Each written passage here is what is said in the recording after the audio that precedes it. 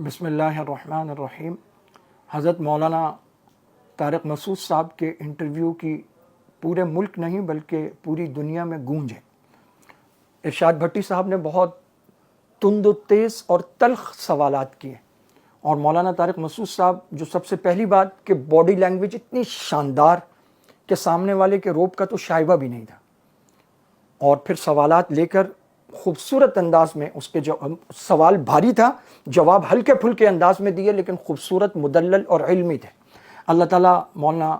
طارق مسعود صاحب کے علم و عمل میں مزید اضافہ فرمائے، اللہ تعالیٰ ان کو ترقیات سے نوازے، علماء کا سرمایہ ہے ماشاءاللہ۔ ایک واقعہ جو مولانا قاسم نانوتوی اور مولانا رشید احمد گنگوہی رحمہ اللہ کے متعلق ہے، جس میں لیٹے ہیں اور پھر سینے پر ہاتھ رکھا ہے، تو اس پر مولانا طارق مسعود صاحب، یہ جو میں کہہ رہا ہوں یہ میں نہیں کہہ رہا، یہ مولانا ابو ایوب قادری صاحب کی ایک تحریر ہے، یہ میں اس سے کہہ رہا ہوں۔ تو انہوں نے اس پر مفصل تحریر لکھی ہے، تمام احادیث اور حوالہ جات درج کیے ہیں پورے، عربی عبارت بھی لکھی ہے، ترجمہ بھی لکھا ہے، اور صحیح مسلم اور دیگر کتب کے حوالہ جات اور حدیث نمبر سب درج کیا ہے۔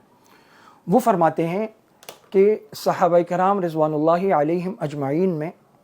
تبرک لینے کا سلسلہ ہے اور اس کے مختلف انداز ہیں۔ حضرت ابو ہریرہ رضی اللہ تعالیٰ عنہ نے سیدنا حسن رضی اللہ تعالیٰ عنہ کی ناف کو چوما یا اس پر ہاتھ رکھا، یہ روایات میں موجود ہے۔ اسی طرح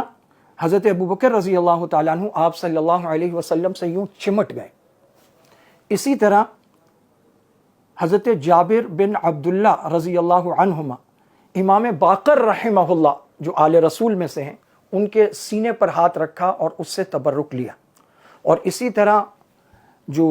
بزرگ ہمارے بیعت کرتے ہیں تصوف میں، تو وہ مردوں کا ہاتھ میں لے کر بیعت کرتے ہیں، رش زیادہ ہو تب بھی اس کو جانے نہیں دیتے، چادر یا کوئی چیز پھیلائی جاتی ہے سب اس کو پکڑتے ہیں۔ آپ صلی اللہ علیہ وسلم کے دور مبارک میں خواتین کے لیے پانی آپ پیالے میں ہاتھ رکھتے تھے، وہ خواتین کی طرف جاتا اور خواتین اس میں ہاتھ رکھتی، یعنی یہ جو ایک فزیکل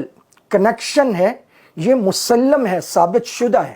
اور بندے کی ناچیز رائے میں اس کی ابتدا ہوتی ہے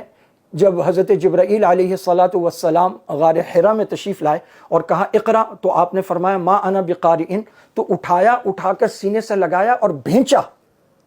پھر دوسری مرتبہ، پھر تیسری مرتبہ زبان مبارک سے وہ الفاظ، اللہ کا کلام ہے، لو انزلنا هذا القرآن على جبل لرأيته خاشعا متصدعا من خشیۃ اللہ، بھاری کلام ہے۔ تو وہ حالانکہ آپ عربی ہیں، عربی النسل ہے، عربی آپ کی زبان ہے، لفظ اقرا آج ہمارا بچہ پڑھتا ہے، آپ صلی اللہ علیہ وسلم کیوں نہیں پڑھ پا رہے کہ وہ کلام اللہ ہے، اللہ کا کلام ہے۔ تو آپ صلی اللہ علیہ وسلم نے اس کا وزن برداشت کیا، شدید سردی میں پسینے کے قطرے نمودار ہو جاتے، اور ایک صحابی فرماتے ہیں میری ران پر ران تھی، مجھے ایسا لگا جیسے کسی نے پہاڑ رکھ۔ تو جب آپ باہر وہ 16,000 kV کی لائن جاتی ہے، اگر وہ ڈائریکٹ لا کے بلب میں لگا دیں گے بلب اڑ جائے گا، لیکن جب وہ آتا ہے میٹر میں لگتا ہے، پھر اس کا سارا ٹیکنیکل کام وہ ہلکا ہو جاتا ہے۔ ہمارا بچہ بٹن دباتا ہے بلب جل پڑتا ہے، بڑی بڑی مشین چلتی۔ تو آپ صلی اللہ علیہ وسلم نے وہ سارا وزن، انا عرضنا الامانۃ علی السماوات والارض والجبال فابین ان یحملنها، وہ انکار کر دیا، پہاڑوں نے، آسمان، انہوں نے کہا ہم نہیں اٹھا سکتے یہ وزن، اتنا وزن۔ تو وہاں سے شروع ہوا، سینے سے لگایا، بھینچا، زبان مبارک جاری ہو گئی۔ تو یہ جو فزیکل کنیکشن ہے یہ موجود ہے۔ حضرت مولانا طارق مسعود صاحب کے غالباً اس وقت مستحضر نہیں ہوگا، یہ کوئی فحش واقعہ نہیں ہے۔ اور مولانا رشید احمد گنگوہی جن کے بارے میں کہا گیا کہ فقہ حنفی کی دوبارہ تدوین کر دیں، اور مولانا قاسم نانوتوی وہ قاسم الخیرات والعلوم، دارالعلوم دیوبند کے بانی، اور ایسے اللہ والے، ان کی اردو کتابیں بھی آج کوئی سمجھ لے تو بڑی بات ہے۔ تو یہ ہمارے بڑے ہیں، یہ ہمارے اکابر ہیں، اور ان کا ہر واقعہ اور زندگی کا ہر کام جو انہوں نے کیا وہ الحمدللہ ہمارے لیے مشعل راہ ہے۔ بعض ہم سمجھ پاتے ہیں، بعض ہم نہیں سمجھ پاتے، اپنی کم علمی یا لا علمی کی بنیاد پر ہم سمجھتے ہیں وہ غلط ہوا، وہ غلط نہیں ہوا۔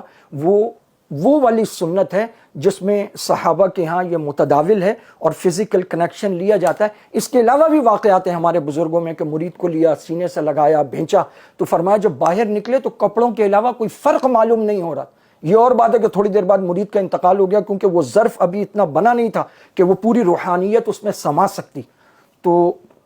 امید ہے انشاءاللہ یہ بات بھی ساتھیوں تک پہنچے گی اور یہ والی جو ایک غلط فہمی ہے یہ دور ہو جائے گی، اور ہم کوشش کریں گے کہ اس کلپ کے ساتھ ہم وہ پوری تحریر دے دیں تاکہ تمام احادیث، عبارت، ترجمہ، حوالہ جات سب اس کے ساتھ آ جائیں۔ اللہ تعالی ہمیں اپنے اکابر پر اعتماد نصیب فرمائے۔ اور آخر میں ایک بات عرض کرنا چاہتا ہوں کہ ارشاد بھٹی صاحب بہت بڑے صحافی ہوں گے یقیناً، تو جب آپ بڑی جگہ پر ہوتے ہیں تو آپ کی ذمہ داری بڑھ جاتی ہے، آپ بہت تند و تیز سوالات لانے چاہیے، آپ جو سوال کرنا چاہیں آپ کر سکتے ہیں، لیکن اس کا یہ مطلب نہیں ہے کہ سامنے جو شخص بیٹھا ہے آپ اس کا ادب بھول جائیں۔ علماء کا اپنا ایک ادب ہے، وہ صحافیوں کے لیے بھی ہے، وہ مزدور کے لیے بھی ہے، وہ انجینئر کے لیے بھی ہے، وہ ہر مسلمان کے لیے ہے، کیونکہ یہ علماء ہیں، ان سے نبی کی وراثت ہم تک پہنچتی ہے، تو وہ الفاظ بہت مناسب اور بہتر۔ ہاں، مرزا جہلمی جیسا کوئی انجینئر ہو جو دین کے نام پر فساد پھیلا رہا ہے، وہاں آپ جیسے بھی سوالات کریں مسئلہ نہیں ہے، لیکن جب سامنے مولانا طارق مسعود ہوں، جب سامنے مفتی طارق مسعود صاحب، مولانا طارق جمیل صاحب، تو پھر کم از کم جو آپ کی صحافت ہے اس کا جو لب و لہجہ ہے اس میں حد ادب ملحوظ خاطر رکھنی چاہیے۔ امید ہے گزارشات توجہ کے قابل ٹھہریں گی۔ وآخر دعوانا ان الحمد للہ رب العالمین۔